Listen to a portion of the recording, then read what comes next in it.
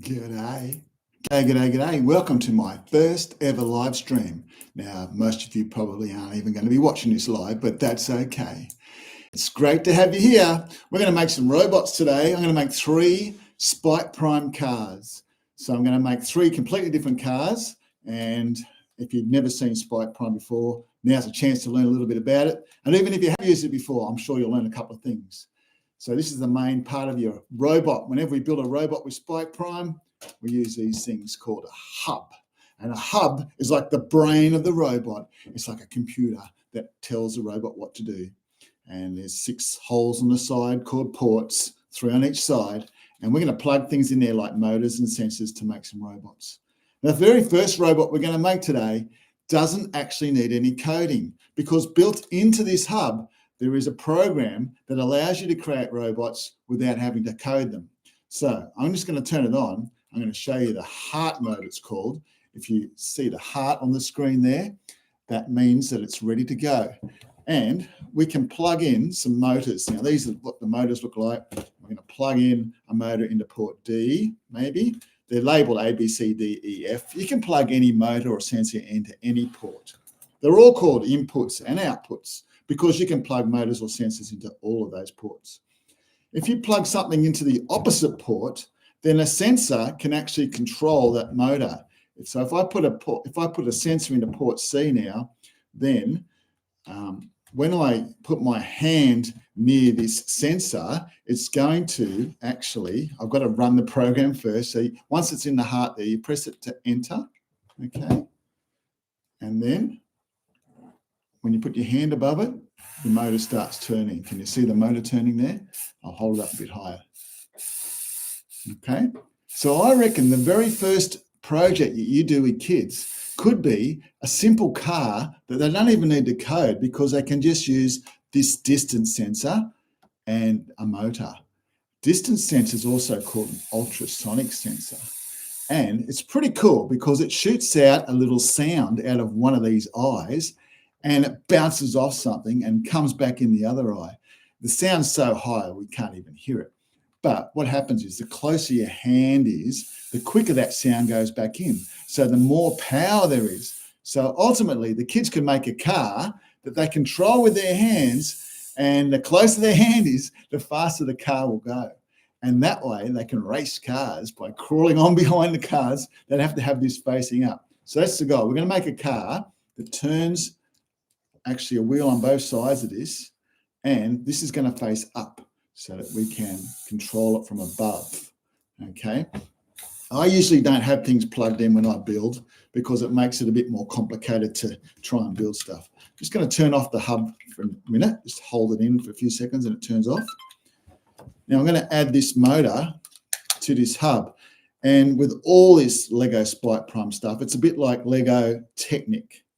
And you need to use small pieces like these tiny little pins to add big pieces together. So I use these little black pins a lot. And I'm just going to add a couple of black pins to the hub.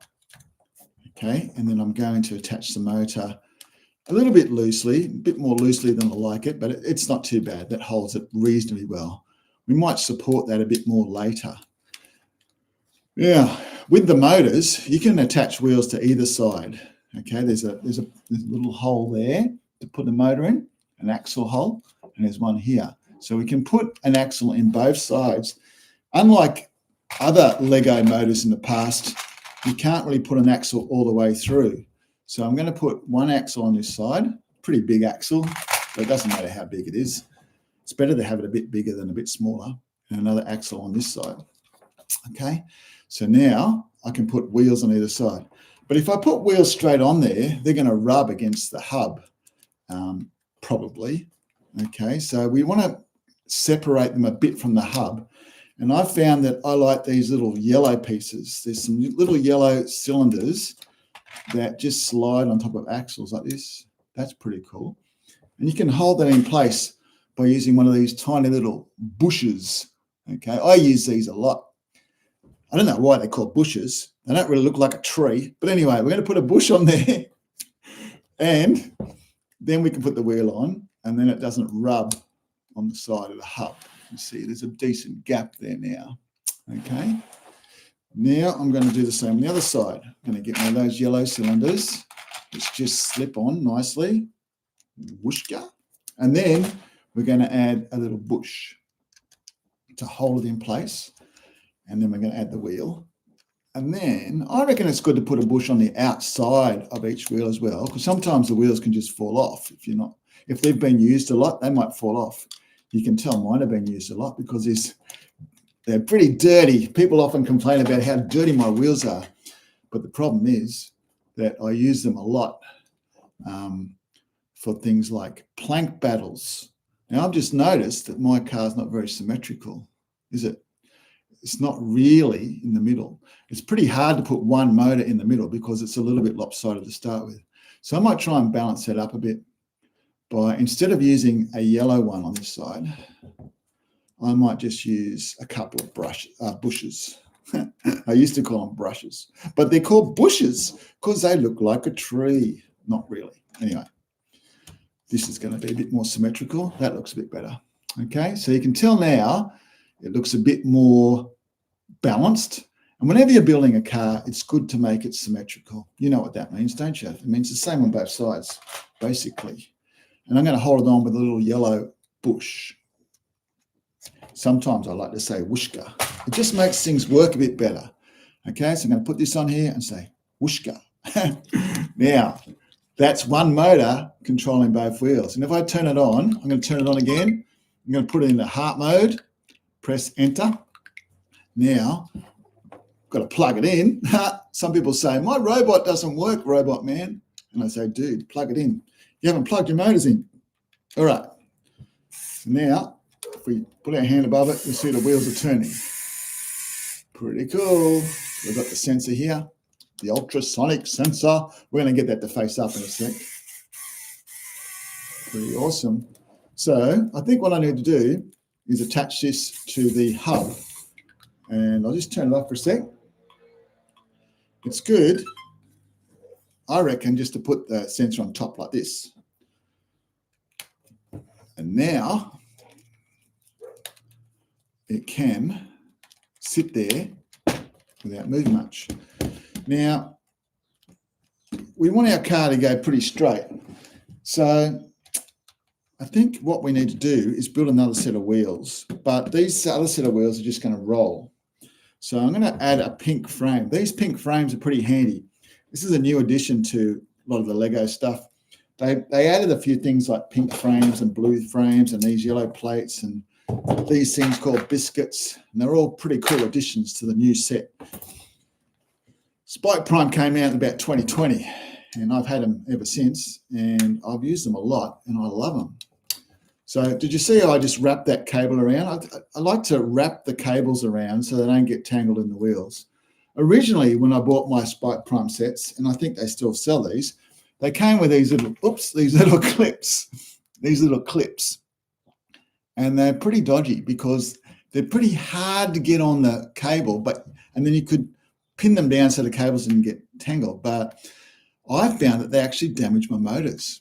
So about 2 years ago, I stopped using these little clips because I realized that they were actually damaging my cables. And since I've stopped using them, my motors aren't dying. I've lost a couple of motors, but when I was using them, I lost heaps of motors, like 20 motors I think I went through. Anyway, it's good to have the cables out of the way of the wheels. That's the whole point of that story.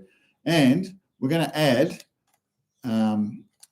just a frame maybe to the front here, okay? But before we add it, I'm going to put a set of wheels in here that just roll because it's good to have a couple of motors or motor that turns the wheels, but then you need just a couple of wheels that roll.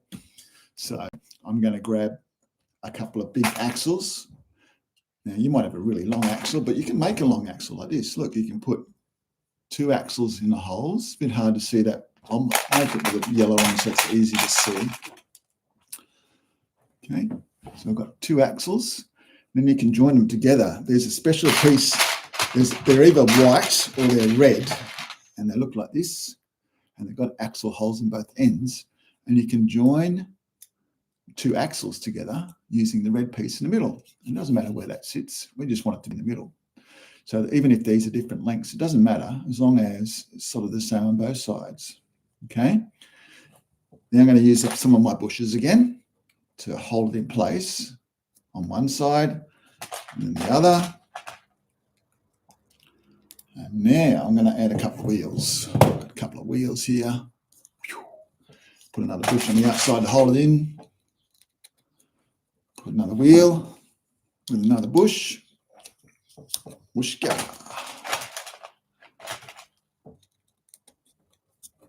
Now, made a pretty cool set of wheels that just roll by themselves. This one's sticking out a bit further than this side, so I might just push the whole thing through a bit. That looks pretty good. What do you reckon? There's a couple of wheels now that just roll. They just roll by themselves like this. Okay. So I've used that design a lot just to stick on, like when I do plank battles, kids often put something like this on the front. And on all my kits, I've got a lid like this.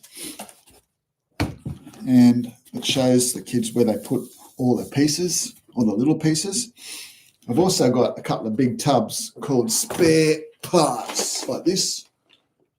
And it has lots of bits and pieces in there, often bits that I find on the floor.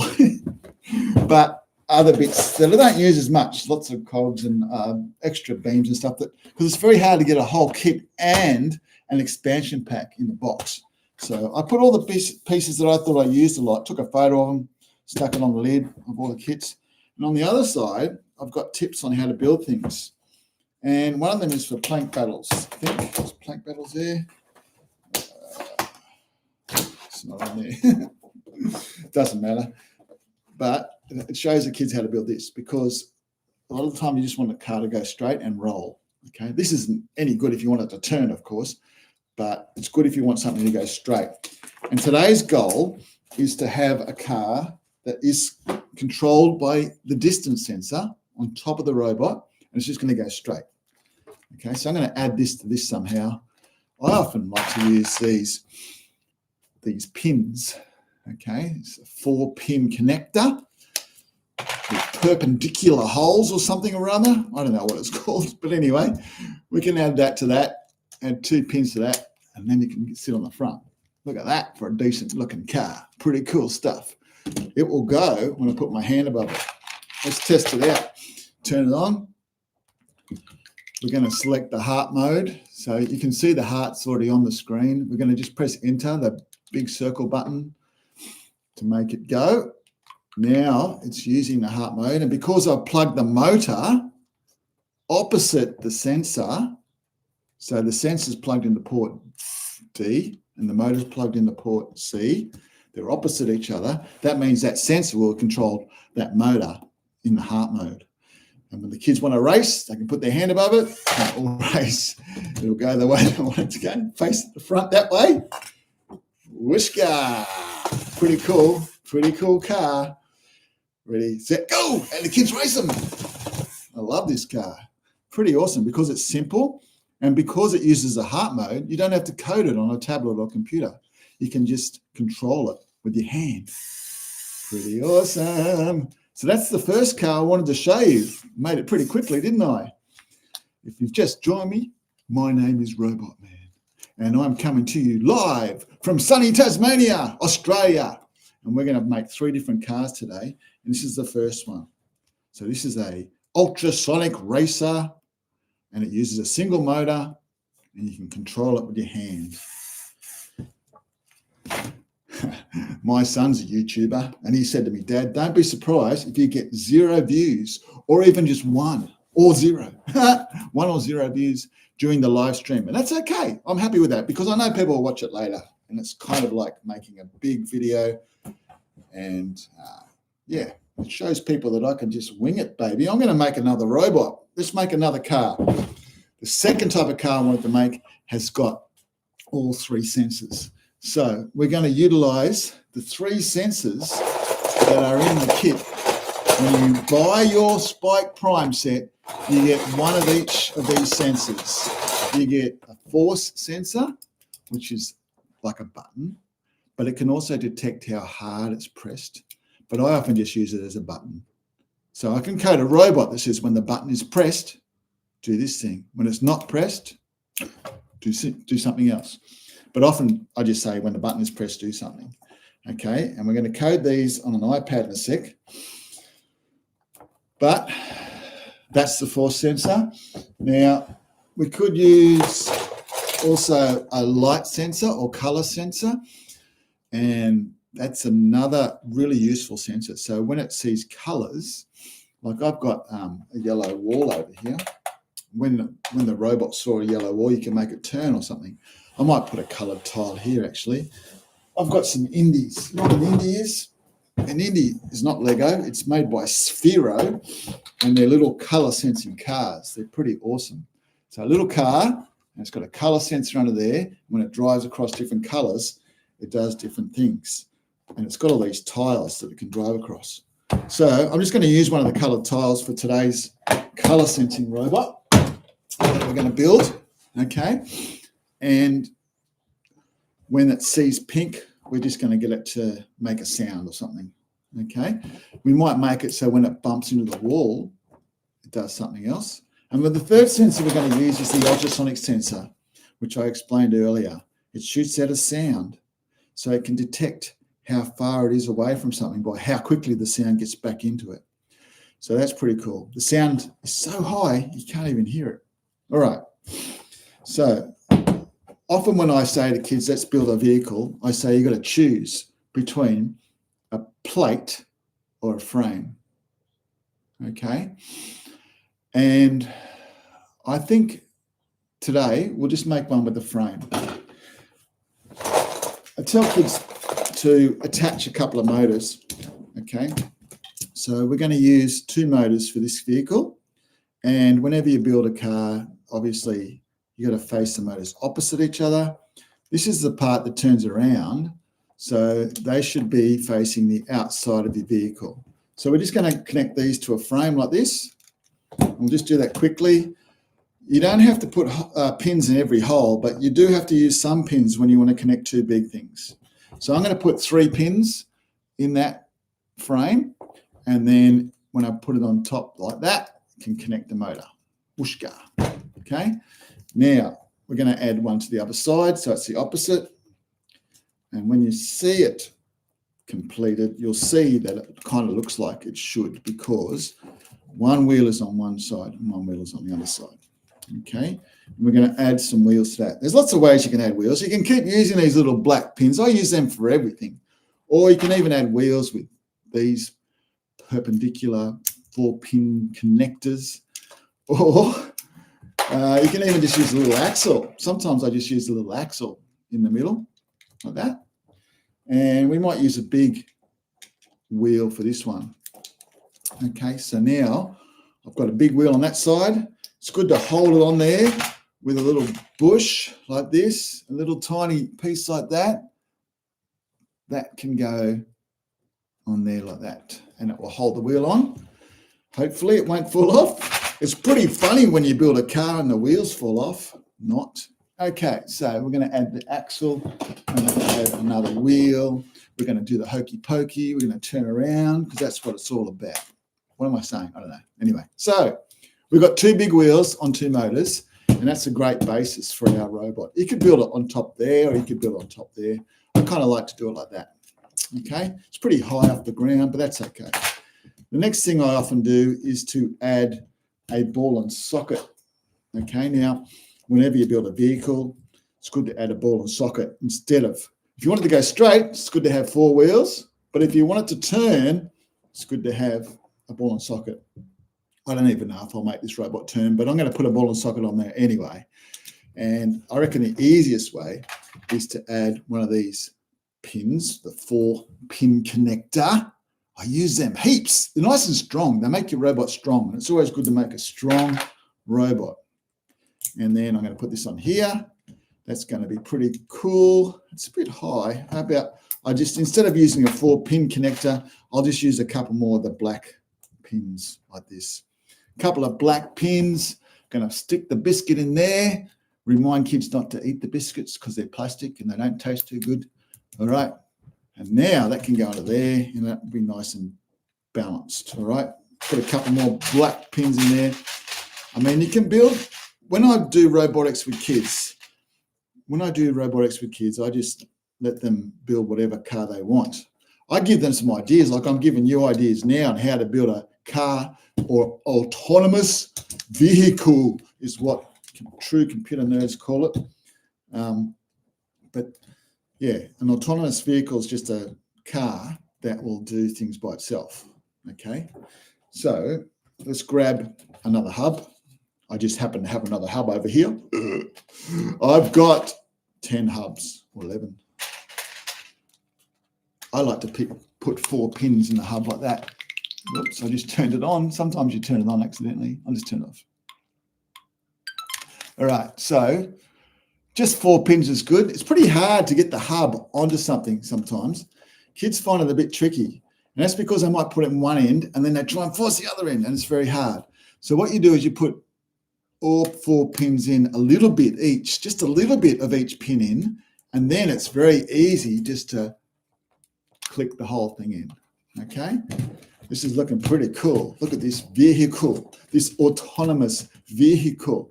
Now, just for the heck of it, I'm going to plug my motors today. I'm going to break my tradition. I usually plug them into ports C and D, but today I'm going to plug them into ports E and F.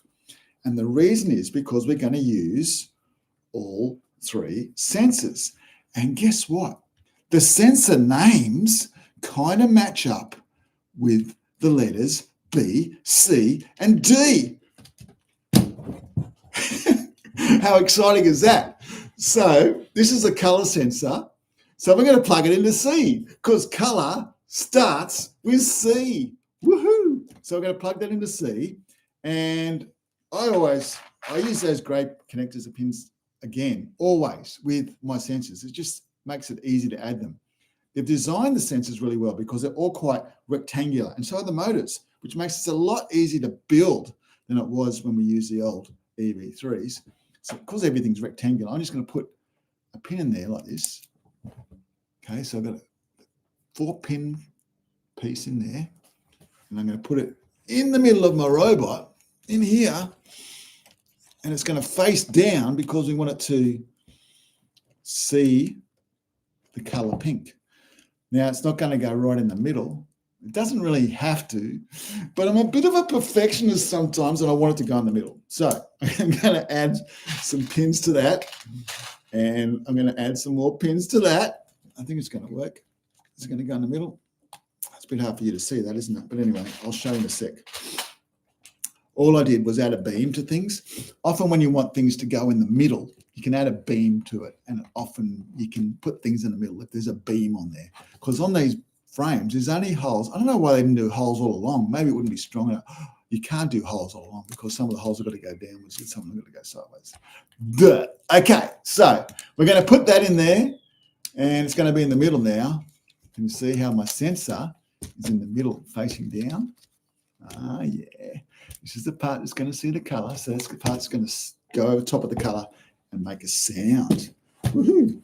Now we're going to put the other 2 sensors on, and we could just, I like to add another beam, I think.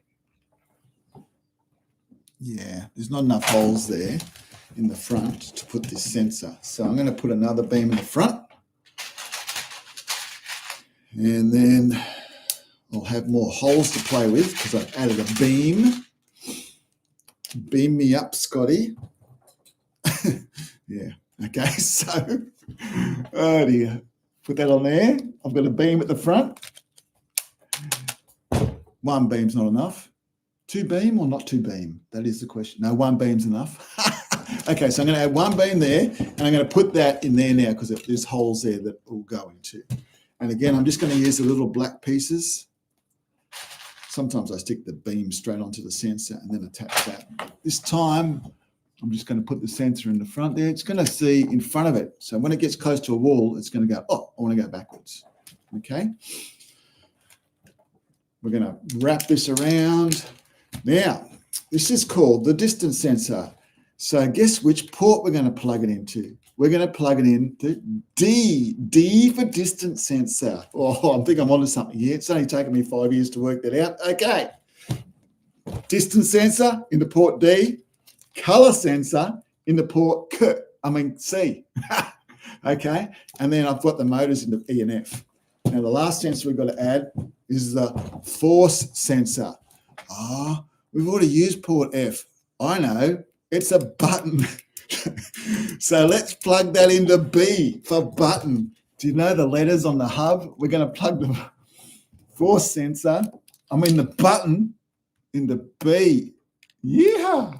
Whooshka. Bob's your uncle. Okay. So that's got to go in there somewhere. I'm going to put that at the other end of the robot. And I'm going to use one of my 4-pin connectors because I love them so much. And we're going to stick that. There's a few spots we could stick it. If we stick it right in the middle of the biscuit, it'll go in the middle of the robot. So when in doubt, plug a button into your biscuit. Yeah, whatever you reckon. All right? Cool bananas? Awesome. Awesome. Gee, I hope I'm going live. Imagine if I'm not. Imagine if I'm not even going live and I've spent all this time talking. Anyway, so now we're going to code it.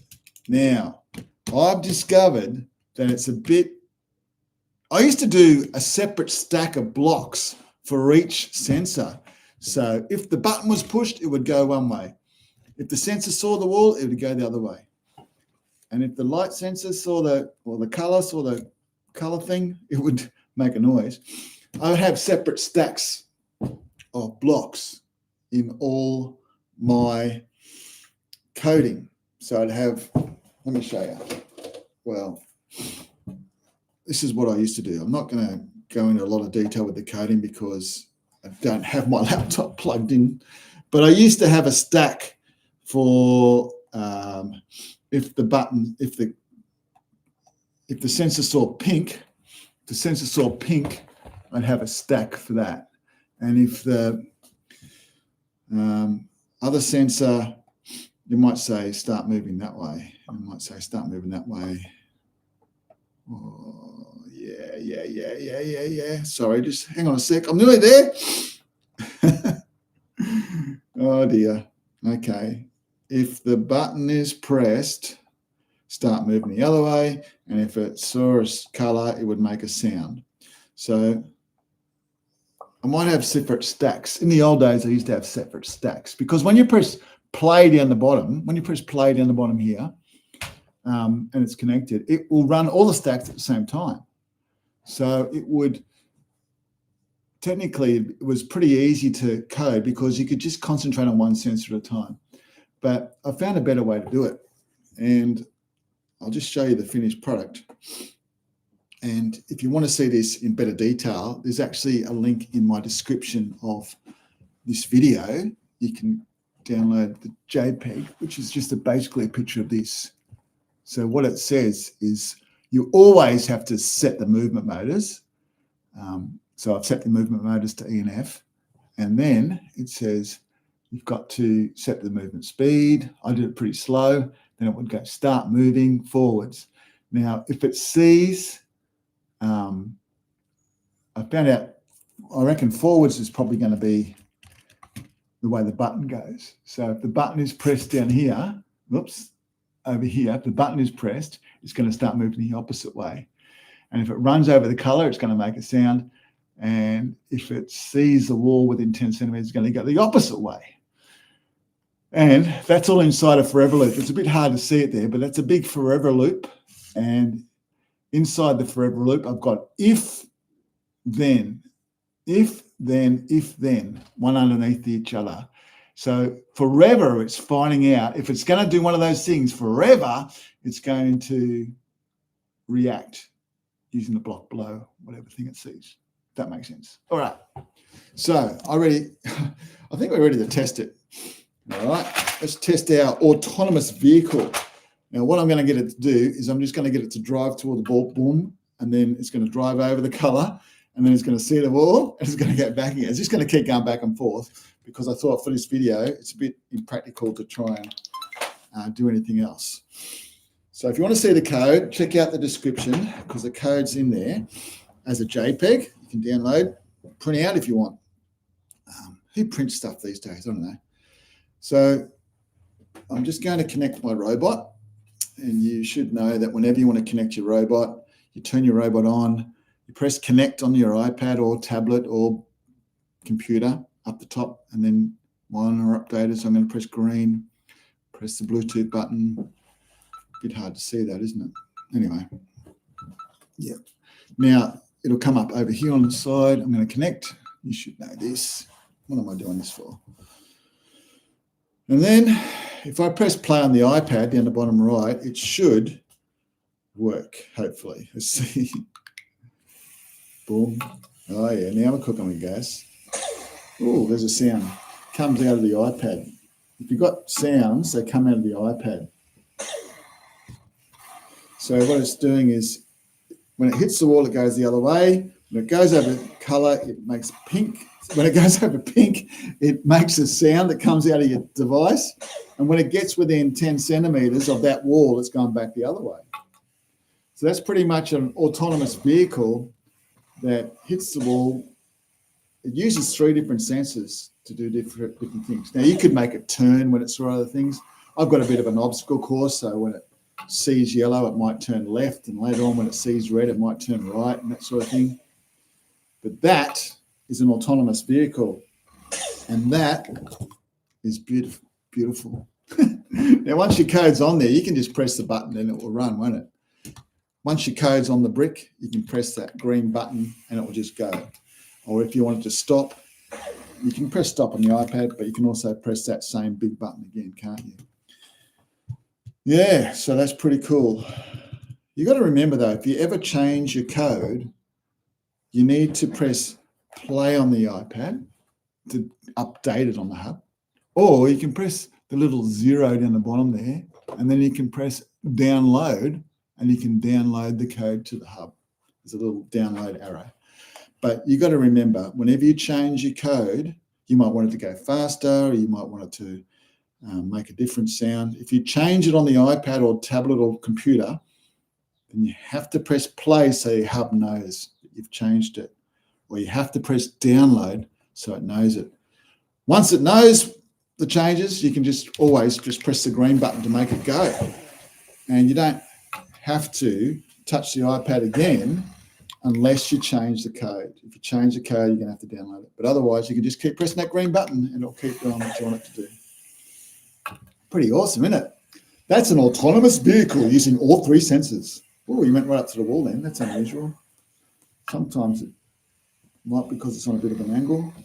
Woo, that's crazy. Let's try that again. Straight up. Did I change the code? I don't think I did. Let's try again. That's working fine. There we go. Now it's working. Interesting. So the old rule of if it doesn't work, turn it off and on again, and it works. Woohoo! Now, that's my autonomous vehicle. Now, the thing that a lot of people want to know is, how do you make a car that uses cogs to make it go faster? Yeah, so we're going to try that. We might just use the heart mode again. I've got another hub here, so let's build a 3rd car. We've got 2. If you didn't see this one yet, this one is an autonomous vehicle. Oh, it's not really. It's a car that goes by itself in heart mode. When you put your hand above it, it'll go forward. Whoa, yeah, it goes forward that way. Woohoo! Okay, so that's the first vehicle I made. And the second one used all 3 sensors. And then the 3rd one, we're going to use cogs or gears to make a car go. Now, whenever I build a car, I say to the kids, do you want to build it on a frame or a plate? I'm just going to build this on a frame again, I think. With racing cars, a lighter car that's not so heavy goes faster. And one with big wheels also goes faster. There's a little secret for you, in case you didn't know. I'm going to add some things to my robot, some motors. So I'm going to put some little black pins in the frames. I've got some pins out here. We're going to put some pins in here. We're going to do the hokey pokey. We're going to turn around. Motor, whooshka, and another motor on the other side. Okay, it's going to similar to our autonomous vehicle. I might just turn these two off just to save a bit of power. Cool. Nice. Okay, so we are adding two motors. We're going to use some cogs to make each motor spin the wheels extra fast to make a really cool race car. Okay. So often if you put a big cog on the wheel, big cog on the motor like this, that's a big cog. If you attach that to the motor and then you attach a smaller cog to the wheel, then every time this does a lap, every time the big one does a rotation, this little one spins a couple of times. So it makes the wheel spin faster. So you need a big cog on here. Now, I've experimented a little bit with this, and I tried the biggest cog with the littlest cog, and it was a bit dodgy because it went fast, but it was a bit like having it in fifth gear of a car. Went really fast, but it couldn't get going very good because you can't get going very good in fifth gear in a car when you're starting. It wouldn't get off the mark fast. So I don't advise you using the biggest cog with the smallest cog. I found some other cogs in the kit. There's these blue cogs, and I used to think, what's the point of those? Because they just spin around and don't really attach to anything. They're not going to make anything spin around because they just spin themselves inside a thing. But I found that you could actually use it to help you spin a small cog. And if you put another cog on the outside, then you could use the blue one. Okay. It'll make more sense soon. Sometimes with this sort of thing, the holes line up pretty good with some of the cogs. Like you can experiment with frames and things to find out how to get the holes to line up for the cogs to spin. I like to put a frame on here. So I'm just going to put a couple of pins on here. I want black ones. I like black pins. All right. And I'm going to stick a frame about here like this. Actually, not like that. Robot Man. That's my name, by the way. Robot Man. Kids want to know if I really am a robot. I'm not a robot. I'm just a man who has lots of robots. So I stuck a frame on there, and then I'm going to use the shortest axle, the littlest red one. It'd be probably called a 2L. L stands for lengths, and it's the same as having a piece with two holes in it, that sort of length. I'm going to stick that in the middle of my axle, right in the middle of my motor, right in the middle. Okay, and then we're going to add the grey cog. Whooshka. It's pretty cool so far. All right. Now this is where the blue cog's going to come in. We're going to use a hole like this next to here, next to the cog. And now this cog should turn this one. Okay. You see it turning it? Yeah. So they line up nicely. The teeth are together, meshed together, and that's what you want when you're using cogs. Now, it's sort of just floating around there a bit. I might put a bush on there to hold it in place on one side at least. Okay. Now, you could stick a wheel on there, but it wouldn't work because it's just going to spin on the axle because the blue cogs just have a round hole in the middle, and that's just going to not do anything. The cog will spin, but it won't actually turn anything. It won't turn this axle. All right, we're going to put a little one in there with an axle. Actually, I might put a smaller. I might put the smallest axle in there. Let's go smallest axle. Oh, it's not the smallest one. It's probably called a 3L because it's the length of 3 holes. And we'll put a little yellow bush on one end. And it's only just going to fit because a bush is about half the size of a hole. If that makes sense. And another yellow one there. Oh, yeah.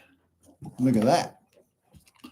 So we've got the big cog spinning the blue cog, and then we're going to get the blue cog to spin a black cog. I might even build something out here to help it stay in place a bit better. I might put a black frame on the outside here because we're going to, whenever you're using cogs, it's good to use frames. And the more frames you use, the more stable it is. If cogs are stable, they'll work better. If they're wobbly, they'll grind and stuff and it won't work. Look at this. I've stuck a black frame there. I'm going to stick an axle all the way through the black frame. And I'm going to put my little tiny black one there. Look at that. So I've got the grey one, turning the blue one, turning the black one. And on the black one, we're going to have the wheel. The wheel needs to be attached to the small one so the wheel spins fast. I'm just going to use little wheels, okay?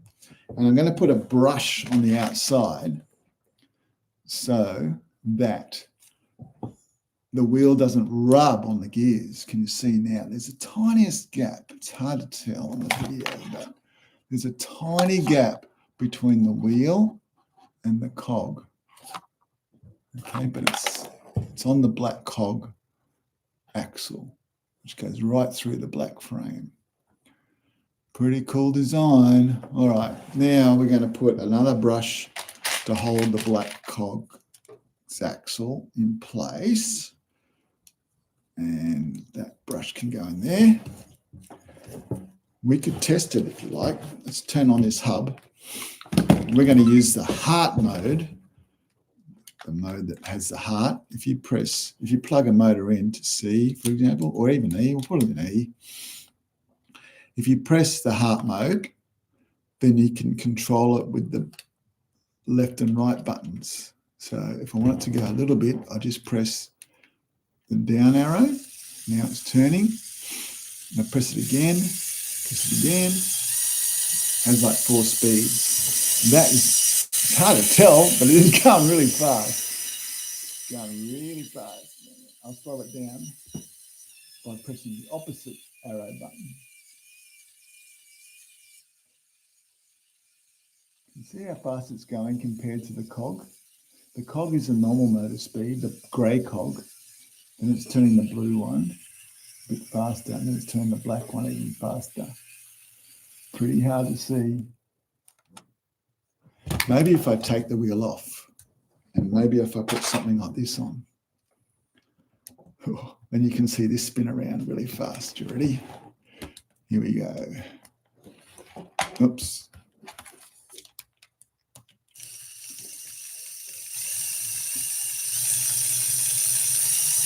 That's the maximum speed. Pretty fast, isn't it? Compared to the cogs. Pretty awesome. See what I did there? I've got the grey cog, turning the blue cog, turning the black cog. Let's go. Okay, I'm just going to stop it. And I know that that works now, so I'm going to do the same on the opposite side. I'm going to build the whole thing again. Shouldn't take as long because I won't need to explain it as much. I'm going to unplug the motor. I don't like having the hub on there connected when I'm trying to build stuff. So we need another pink frame. Here's a pink frame in my spare parts box. I'm going to stick that on there. So we need a couple of those on there. And then We're going to use the smallest 2L axle, the tiny little red one. It's going to go right in the middle of the motor, right in there. Okay. And then we're going to add the grey cog. And that's going to go right in the middle. And then we're going to add the small yellow axle, the 3L. Put that in next to the cog in there. Oops, it's going to fall out. It's a bit little. All right, then we're going to add the blue circular one, the blue with the circle in the middle. That goes in there like that. And we put a little yellow brush on either side of it. If we can find 2 yellow brushes. Uh-oh, I can't find another one. Oh, yes, there's one. Whew, that's lucky. All right, so we'll stick that in there.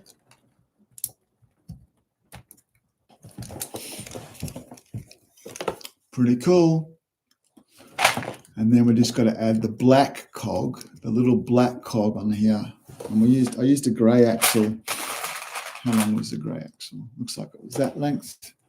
So I'm going to stick the grey axle through there.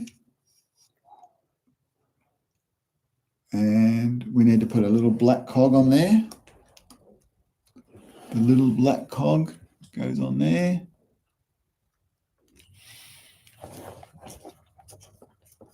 And it's going to stick through a fair bit because we're going to stick the wheel on there. We're going to add another brush on the inside to hold it in place. Little brush in there. Looking pretty cool. I think that second axle is a bit longer, but it really doesn't matter. And then, important thing with this is you can't just have one really long axle all joined together. Because the motors are opposite each other, they kind of appear to go in opposite directions. So, in effect, the wheels are kind of turning, one's turning clockwise and one's turning anti-clockwise, and you can't join the axles together. Otherwise, they won't turn at all. A lot of kids make that mistake. They want to make one big axle. Don't work. All right. So we've got a set of cogs on both sides now. We're just going to add the wheel after I put another bush on. You only said brush. It's a bush. The little tiny things. Just stick that out a bit more. Yeah, they are actually the same size. Axles. All right, stick the wheel on. That'll be really good. Get it? Really good? Yeah. All right. Now, we've got a very symmetrical looking vehicle. And let's test it now with the heart mode. Put a motor into C and D. If you put them opposite each other in the heart mode, they act like movement wheels, and one will turn the opposite direction to the other. Well, they turn the same direction, actually. If you put them on the same side, it spins in circles. We're going to put them on opposite sides. We're going to press the heart mode. We're going to start pressing the arrows at the bottom next to the button, and it should both wheels. Yeah, they're working good. Yeah, make it faster and faster and faster. How's that? Pretty cool? They are really fast. It's hard to tell on the video, but they are going fast, man. Let's try something else to indicate their fastness. Let's just make it look like this. Will that make a difference? No, I won't use that bit. What piece can I use? Oh, that's noisy. Sorry, guys. I'm going to put a red bit like that in there. And that should hold there. And you might be able to see how fast it goes a bit better. Let's go. Turn it on. Go a little bit fast. A little bit faster. A little bit faster. A little bit faster. Maximum speed. Pretty fast, huh? That would be a good race car. So let's put that on top of there. You know what? You can't have two motors. I was thinking we could actually convert this sort of racer with this, with the heart mode. But the reason why there's only one motor is because you can only plug one sensor in to one motor in the heart mode. Only one motor can be controlled with one sensor in the heart mode. So that's why we can't really do that with here. Unless we had two of these ultrasonic sensors on here, one controlling one motor, the other one controlling the other motor, then it might not go straight.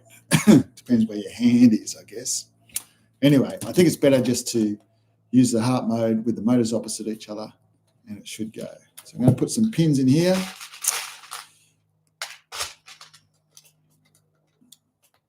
I reckon we could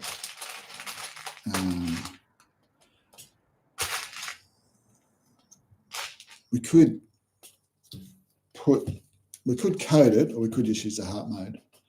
I think it's probably better just to use the heart mode for this demo. The heart mode is more useful than you think. I think it's pretty cool. I use coding for just about all my robots, but I'm thinking as an introduction, it's really good to have robots that are controlled just by using the heart mode, because the heart mode allows you to control the robot without coding it. I would just put a ball and socket at the other end. A ball and socket, maybe. Let's get this one out of the way. I might put a beam across first. Let's put a beam there. We'll go for a pink beam because it's the same length as the hub. Going to put a beam across here. What do you reckon about my first ever live stream? Has it been boring? It's been cool, hasn't it? I reckon it's been fun. I'd love you to like this video, because if you could like it, then that sort of helps me out, because that gets me more views probably. Mighty algorithm will say, oi, people like this video. It must be good. Let's show it to more people. All right, that'll go. Let's try it. Heart mode and maximum speed. Oh, here we go. You ready? Oh, gee, that's fast. Is that maximum? Oh, that's maximum. Ready? Woo! Wow. Woo! That is fast. That's a fast car. The problem with really fast cars is they don't necessarily go straight. That's why making it symmetrical is really important. If you don't make it symmetrical, it's more likely to go in a diagonal kind of way. So take that off because it's not symmetrical. Well, the wheels are falling off. I forgot to hold that one on with a bush. I always say brush. It's a bush because it looks like a tree. Doesn't it look like a tree? When you look at it deep down, does it look like a tree? No. Okay. So it's pretty strong, pretty good. It's a good way to make gears, to use gears or cogs. People call them gears, but it's not really. It's one gear. It's just going in the same speed the whole time. So it's not really gears.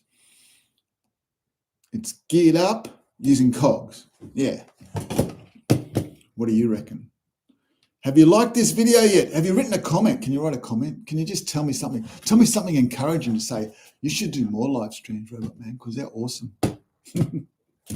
Anyway, we might wrap it up now. That might conclude my live stream. If you, I'm going to edit this a little bit so that you can click on a really cool video over here. You might see some awesome other Spike Prime lessons. I actually make lessons for kids. Did you know that? You should know that. I've got lessons on my channel that you can show the class and they can get a bit of an inspiration for a challenge, and then I show them how to build it kind of like this, and then I show them some ways on how to code it and some teacher tips. So check out my lessons on YouTube. There's a playlist of lessons on my channel, and some people even join my channel. Do you know they've joined my channel and they pay me a little bit every month just to join up and be members?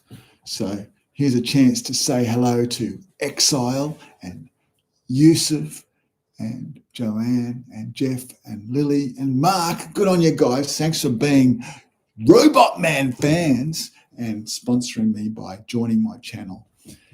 And even if you can't afford to do that, then maybe you could give me a like or a thanks. There's a thanks button. And I've also got merch. I've got merch you can buy if you really want to. That'd be awesome. Check out the links in my description and under the description. And stay cool. Thanks for watching. It's been fun. Good on you. See ya.